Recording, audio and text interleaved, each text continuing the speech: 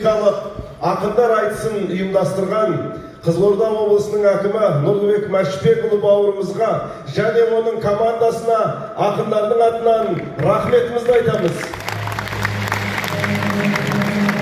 Қызылорда қашаннан да жақсылықтың жаршысы, жақсылықтың қорғаушысы, қолдаушысы.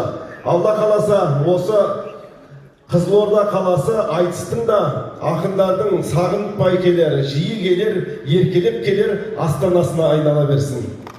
Ардақты ағайын, осы бүгінгі ақындар айтысы республикамыздың көшбасшы саяси партиясы Аманат партиясының қолдауымен өтіп жатыр. Сондықтан мен сахна төріне ақындарды марапаттау үшін Аманат партиясының орталық басшылығының атынан келіп отырған Еркебұлан Бөлтірікұлы бар ма?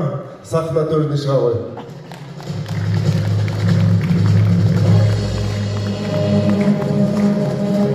Қазақ айтысының алтын айдарлы жол арыстандарының бірі, айтыстың ақтаңгері, талантты ақын Дидар Қамиев 500 мың теңгелік арнайы жүлдемен марапатталады.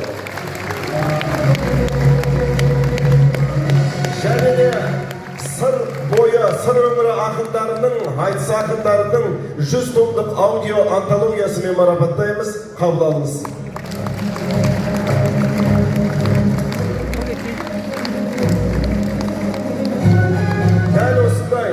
Дәл осындай 500 мың теңгелік арнайы жүлде Шұғатай Баспанбек марапатталады. Бақ қонған Баянауылдан келген бауырымыз.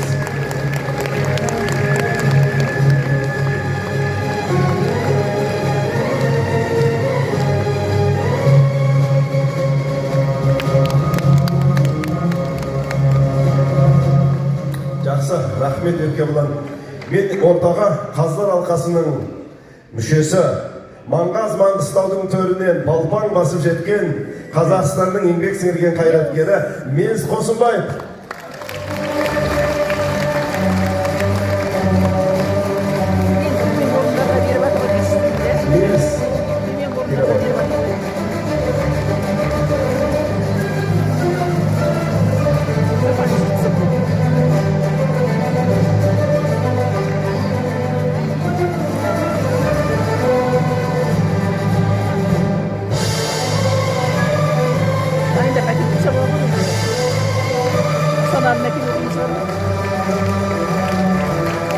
Сонымен 500 мың теңгелік арнайы сыйлығымыз Ақтөбенің төрінен жеткен ару қарындасымыз